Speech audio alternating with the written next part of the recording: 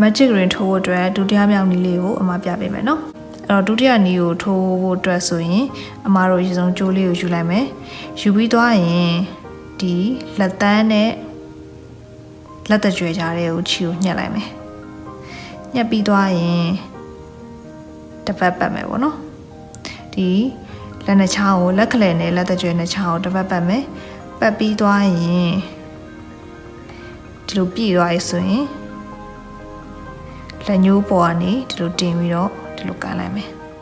အဲ့တော့ဒီတိုင်းရလာပြီဆိုရင်အမတို့အက်ကိုယူလိုက်မယ်ယူပြီးသွားရင်အမတို့ဒီလက်ရဲ့လက်ခုံပေါ်ပေါ့နော်အဲ့တော့အဲ့ရနေမှာအမတို့ကခြေကိုထိုးမယ်ထိုးတဲ့ခါကျရင်အမတို့အရင်ဆုံးဒီကွင်းနှစ်ခုရဲ့အောက်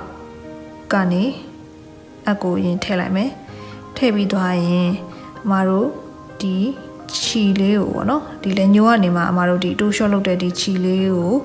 လှမ်းပြီးတော့ပုံမှန်အတိုင်းဒီလိုယူလိုက်မယ်ယူပြီးသွားရင်ဒီကွင်းရဲ့အပေါ်ကိုဒီလိုလေးဆွဲတင်လိုက်မယ်ကွင်းလေးကိုပေါ်ဆွဲတင်ပြီးသွားရင်အမတို့တစ်ခါခြီကို white ယူမယ်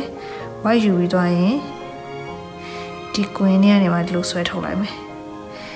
အဲ့ပြီးသွားရင်အမတို့လက်ကိုဖြုတ်လိုက်မယ်ပေါ့နော်ဒီနေရာဆိုရင်အမတို့ရှေ့ထိုးပဲဆိုလိုပဲ magic ring လေးရသွားပြီဒီဟာပြီးသွားရင်တော့အမတို့ဒီသူပြောတဲ့ single crochet 6ခုဆိုလဲ6ခုဒီကွင်းထဲမှာအမတို့ထိုးလိုက်မယ်